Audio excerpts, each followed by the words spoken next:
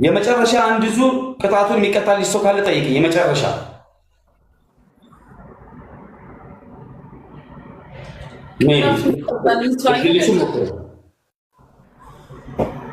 የሚቀጣልኝ ሰው አለ ቅጣቱን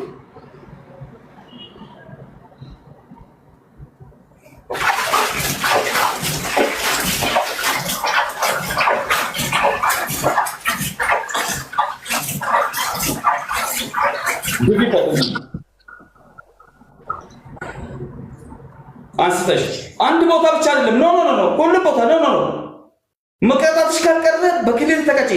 ዲቦራ መቀጣትሽ ካልቀረ በስነ ስርዓት ያስ